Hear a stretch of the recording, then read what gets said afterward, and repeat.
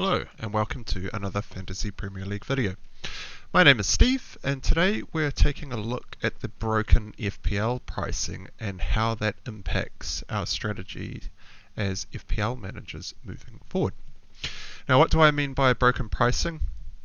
Well, in pre-season, this is before the FPL game was launched, there are a lot of content creators and experienced managers and whatnot going through and predicting player prices for the start of the season. Now, this happened by a lot of managers and for a relatively good sample size of the FPL players in the game.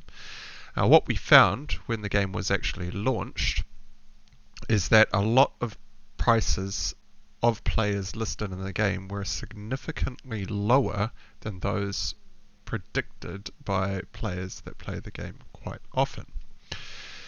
So, in effect, players are a lot cheaper this year than what they have been in previous seasons. Now, a glaringly obvious example of this is Jesus.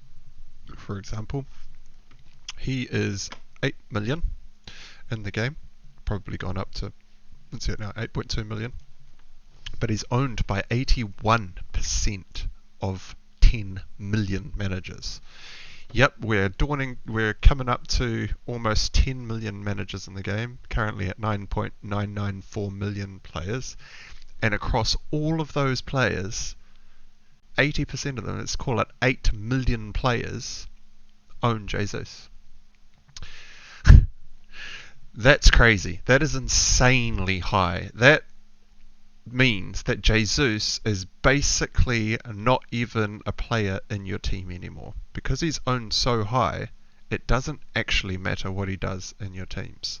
If he scores a goal, great, but everyone scored that goal. If he didn't score a goal, who cares?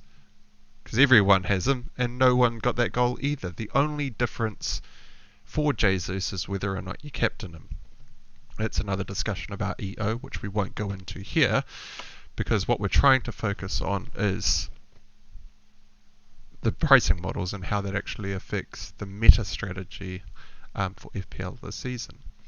Take a look at another example. I'm quite a fan of the FPL Wire on YouTube. I've been watching Late Riser, Zophar and Big Man Bakar for quite a while now. Now, Big Man Bakar and Zophar are two very good managers. They're two managers that approach the game very differently. They obviously do have some overlapping qualities, but on the whole, they're their own unique manager. Now, when they went away at the start of the season and built their Game Week 1 squads, when they came back together, they actually found that they had identical teams leading into the season. Now, I think they even joked around that they were trying to make their teams a little bit different for content's sake, but neither of them could actually find a way to change the players in their team, probably without largely changing the overall formation that they were actually running into the game with. But furthermore, across the first 5 game weeks of the season, they've also made identical trades. Now, mostly identical trades. I think their goalkeepers are actually different now. But this is not them copying each other or anything like that. This is showing us as FPL players that there are actually a very limited set of choices that we have each game week in terms of transfers that we can make in and out of our teams. Another example is FPLSalah. Another great manager. He's currently quite high up the overall rankings. I think last I heard he was ranked at like 13,000th in the world or 30,000th in the world leading into Game Week 5. I'm not exactly sure on the exact rank there, but he's very high up the ranks. He has been burning transfers across game weeks. Now, that's basically unheard of, especially at the start of the season. And the reason that he's doing that, and the reason that he has stated that he is doing that, and is actually very correct in saying so, is any trade to his team would actually weaken or detriment his team, and so it's actually better for him to burn transfers. Now, that just means that he probably started the season with he started the season with, I would probably guess, something along the lines of Jesus, Martinelli, Salah, Haaland, Alexander-Arnold, Cancelo, James, either Luis Diaz or Robertson, one of those two, and either like a Cucurella, somewhere in the 5.4 million, Cucurella, Perisic, Zinchenko, those kinds of things. But it probably doesn't have Zinchenko because he hasn't made any trades. But the point is when he looks at his team and he goes, all right, how do I improve this team this week? I've got all these really good players in my team. Can I sell any of these players? No, they're actually too underpriced, and they actually have too much value to sell them. There's actually no better option to sell at this point, and so he's just burning transfers left, right, and centre. Andy at Let's Talk from FPL last game week, I think, he didn't change any of his starting 11, and he instead downgraded a 4.5 million bench option to a 4.4 million bench option in order to save 0.1 million because he actually had nothing else to do.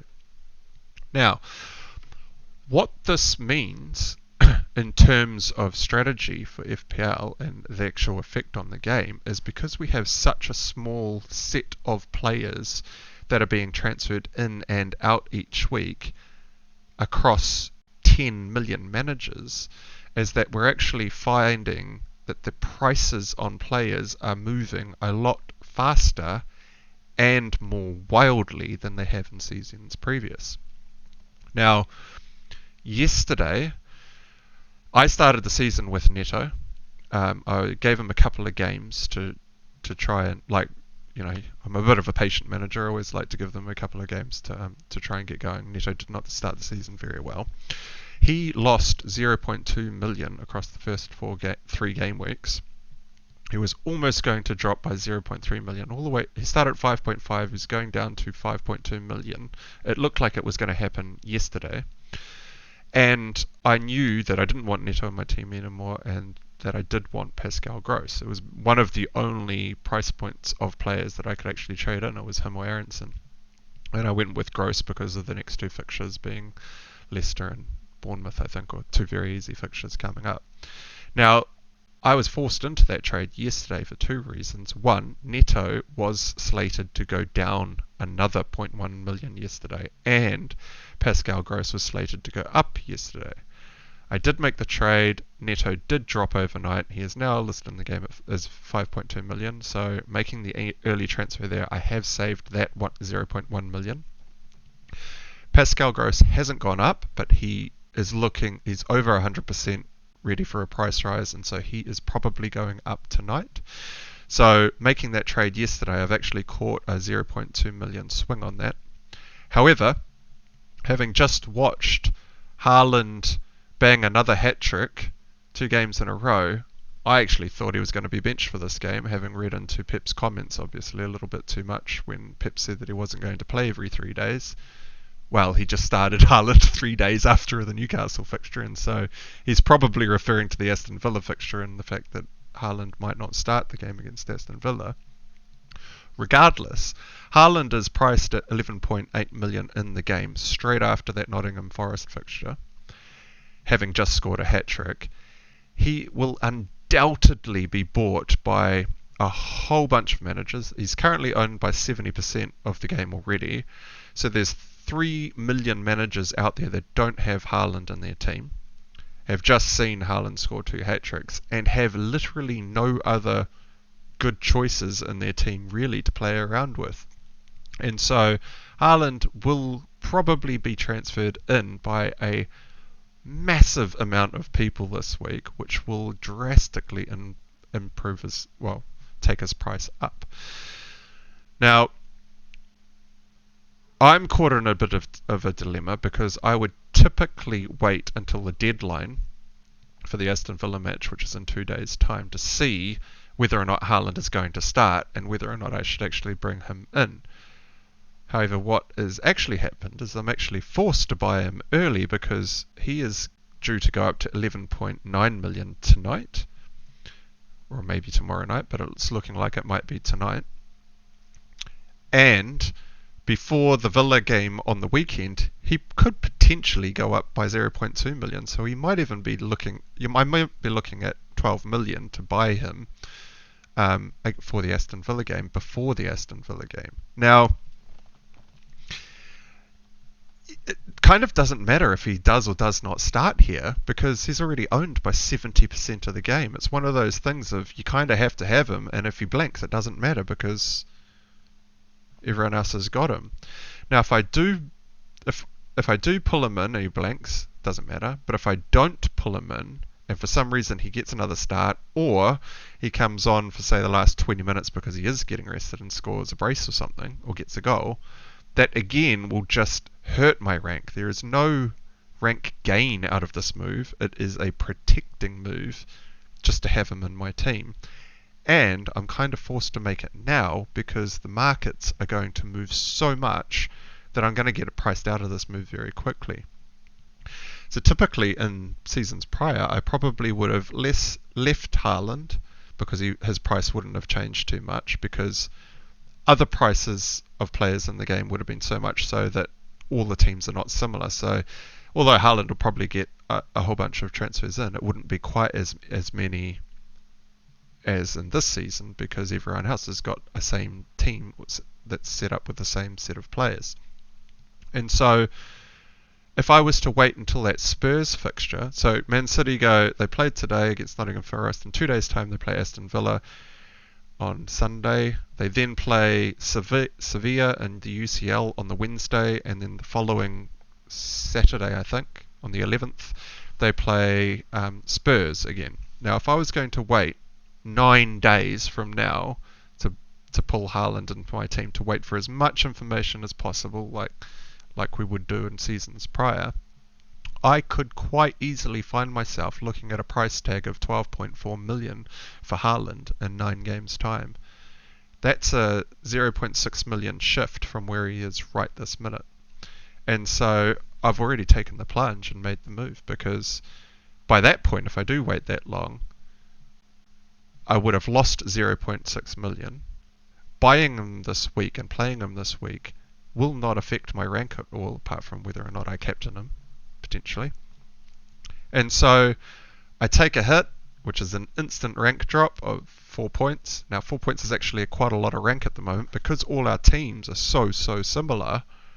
The points spread or the points difference between players is actually very, very close. And so a 1 point difference in score, you're looking at like 100,000, 200,000, 300,000 places per point in some cases, depending on where you are at in the overall rankings.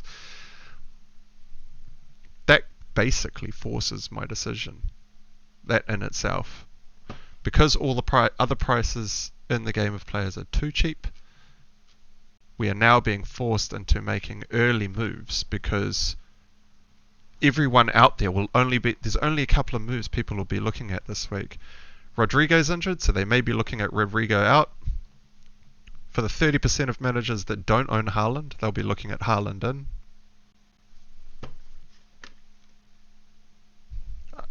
I mean, what other very pressing transfers are there out there? I mean, I don't really see a hell of a lot. And even if you already have, say, Salah, Haaland, Jesus, Martinelli, Trent, Cancelo, and a James in your team, you don't want to sell any of those players either. And so who are you looking at selling? Either your goalkeeper, your 5 to 6 million differential option that's not Martinelli. Now that could either be like a Neto, Aronson, Harrison, Rodrigo in midfield, or it might be a 5 to 6 million option in defense. Switching Luis Diaz to a Nunez, or a Robertson to a Nunez, or a Robertson to a Diaz, or a Diaz down to a Robertson. And that's about it. I mean, I don't see a hell of a lot of other trades out there that people are going to be wanting to be making this week, especially considering everyone's got the same teams. Now, the long and the short of it is, I think the new meta strategy will largely be dictated by the market. So FPL this season looks like it's going to be more based on monitoring the market, making sure you catch price rises effectively so that you don't have to take hits in order to pull in players with higher ownership, or ownership that is gaining ground very quickly because of the kind pricing model. And that's it. Like, catch the price rises or pay for hits to get players that are being pulled in by everyone that aren't really going to gain your rank too much, because the rest of your team is largely the same as everyone else's. It's a very interesting place for FPL to be at the moment. I think, barring any injuries to massively owned players, things aren't actually going to change a hell of a lot. What you might find is either managers are probably going to do well just by being patient here, not trying to go too far away from the template, and making sure that they get the players in that are going to go up in price earlier rather than later. I might be wrong on that, but that is what I'm seeing after the first 5 game weeks, and I'd be really interested to hear what you guys out there in the community think too. So if you did make it this far through the video, please do give the video a like, hit that big red subscribe button to be notified about more videos coming your way, and drop us a comment in the comments below to let us know whether or not you agree with me, if you've been seeing similar things in your teams or in your mini leagues, or if you're also finding it very hard to go up or down the ranks because the template is just that much stronger this year with the cheaper pricing. And that's it for this video, so until next time, I'll catch you again shortly. Cheers.